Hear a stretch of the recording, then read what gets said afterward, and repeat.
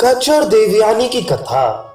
जन्मेजय ने पूछा, ब्राह्मण, हमारे पूर्वज राजा ययाति ब्रह्मा से 10वें पुरुष थे। उन्होंने शुक्राचार्य की कन्या देवयानी से, जो ब्राह्मणी थी, कैसे विवाह किया? ये अनहोनी घटना कैसे घटित हुई? आप कृपा करके यह वृतांत सुनाइए। वैशंपायन जी ने कहा, जन्मेजय, आपके पूर्वज राजा ययाति ने शुक्राचार्य और वृषपर्वा की पुत्रियों से किस प्रकार विवाह किया था, सो सुनिए। उन दिनों त्रिलोकी पर अधिकार करने के लिए देवता और असुर आपस में लड़-भिड़ रहे थे। देवताओं ने अपनी विजय के लिए अंगिरस बृहस्पति को और असुरों ने भार्गव शुक्र को अपना पुरोहित बनाया। ये दोनों ब्राह्मण भी आपस में बड़ी होड़ रखते थे।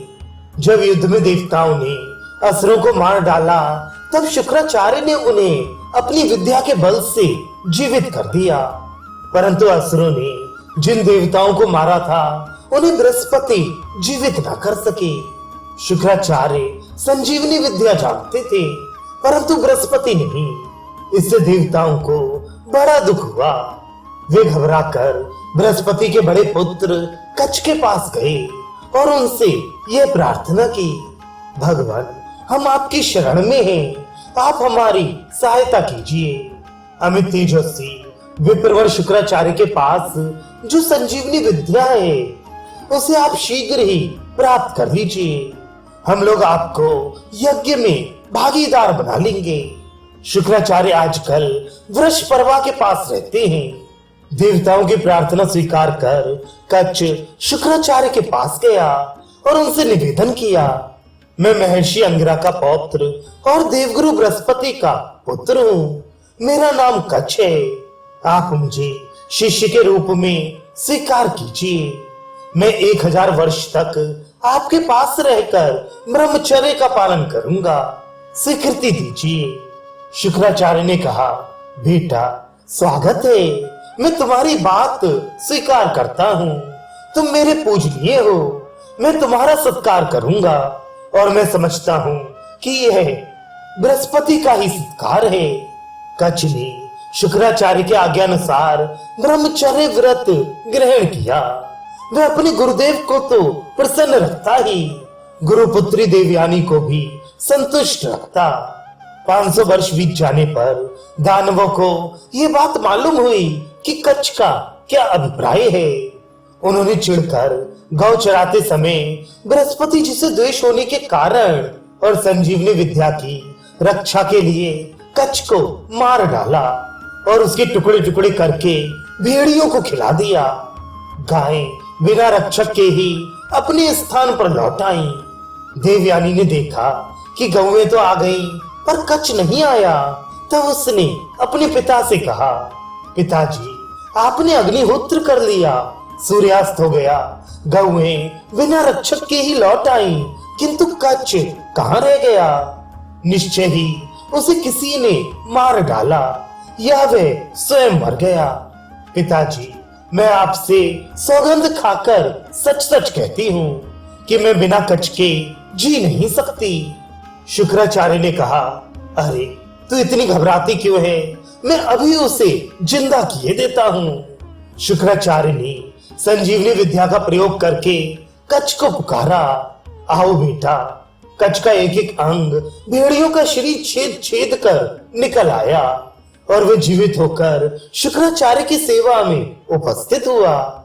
देवयानी के पूछने पर उसने सारा वृत्तांत कह सुनाया। इसी प्रकार असुरों के मारने पर दूसरी बार भी शुक्राचार्य ने कच्छ को जला दिया।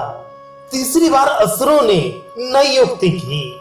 उन्होंने कच्छ को काटकर आग से जलाया और उसके शरीर की राख वारुणी में मिलाकर शुक्राचार्य को पिला दी। देवयानी ने पिता से पूछा, पिताजी, फूल लेने के लिए कच्छ गया था, लौटा नहीं, कहीं वह फिर तो नहीं मर गया? मैं उसके बिना जी नहीं सकती। मैं ये बात सौगंध खाकर कहती हूँ। शुक्राचार्य ने कहा, बेटी, मैं क्या करूं? असुरों से बार बार मार डालते हैं। देवयानी के हट करने पर उन्होंने फिर संजीवनी विद्या का प्रयोग किया और कच्छ को बुलाया। कच्छ ने भयभीत होकर उनके पेट के भीतर से ही धीरे धीरे अपनी स्थिति बतलाई। शुक्राचार्य ने कहा, बेटा तुम सिद्ध हो, देवयानी तुम्हारी सेवा से बहुत प्रसन्न है। यदि तुम इंद्र नहीं हो तो लो, मैं तुम्हें संजीवनी विद्या बतलाता हूँ। तुम इंद्र नहीं ब्राह्मण हो, तभी तो मेरे पेट में अब तक जी रहे हो। लो ये विद्या और मेरा पेट फाड़कर निकल आओ। तुम मेरे पेट में रह चुके हो, इसीलिए सुयोग्य पुत्र के समान मुझे फिर जीवित कर देना। कच्छ ने वैसा ही किया और प्रणाम करके कहा, जिसने मेरे कानों में संजीवनी विद्या रूप अमृत की धारा डाली है, वही मेरा माता पिता है। मैं आपका कृतज्ञ हूँ। मैं आपके साथ कभी कृतज्ञता नहीं कर सकता। जो वेद स्वरूप उत्तम ज्ञान के दाता गुरु का आदर नहीं करता, वह कलंकित होकर नरकगामी होता है। शुक्राचार्य जी को ये जानकर बड़ा क्रोध हुआ कि धोखे में शराब पीने के कारण मेरे विवेक का नाश हो गया और मैं ब्राह्मण कुमार कच्छ को ही पी गया। उन्होंने उस समय ये घोषणा की कि आज से यदि जगत का कोई भी ब्राह्मण शराब पिएगा तो वह धर्म भ्रष्ट हो जाएगा और उसे ब्रह्म हत्या लगेगी। इस लोक में तो वह कलंकित होगा ही, उसका परलोक भी बिगड़ जाएगा। ब्राह्मणों, देवताओं और मनु की संतानों, सावधानी के साथ सुन लो। आज से मैंने ब्राह्मणों के लिए ये धर्म मर्यादा सुनिश्चित कर दी है। कच्छ संजीवनी विद्या प्राप्त करके सहस्र वर्ष पूरे होने तक उन्हीं के पास रहा। समय पूरा होने पर शुक्राचार्य ने उसे स्वर्ग जाने की आज्ञा दे दी। जब कच्छ वहां से चलने लगा तब देवयानी ने कहा, ऋषि कुमार, तुम सदाचार, कुलीनता, विद्या, तपस्या और जितेंद्रियता के उज्जवल आदर्श हो। मैं तुम्हारे पिता को अपने पिता के समान ही मानती हूँ। मैंने गुरु गृह में रहते समय तुम्हारे साथ जो व्यवहार किया है उसे कहने की आवश्यकता नहीं। अब तुम स्नातक हो चुके हो, मैं तुमसे प्रेम करती हूँ, तुम्हारी सेविका हूँ। अब विधि पूर्वक तुम मेरा पाणी ग्रहण करो। कच्छ ने कहा, बहन, भगवान शुक्राचार्य जैसे तुम्हारे पिता हैं वैसे ही मेरे भी। तुम मेरे लिए पूजनीय हो। जिस गुरुदेव के शरीर में तुम निवास कर चुकी हो उसी में मैं भी रह चुका हूँ। तुम धर्म के अनुसार मेरी बहन हो। मैं तुम्हारे स्नेहपूर्ण वात्सल्य की छत्र छाया में बड़े स्नेह से रहा। मुझे घर लौट जाने की अनुमति और आशीर्वाद दो। कभी कभी पवित्र भाव से मेरा स्मरण करना और सावधानी के साथ मेरे गुरुदेव की सेवा करती रहना। देवयानी ने कहा, मैंने तुमसे प्रेम की भिक्षा मांगी है।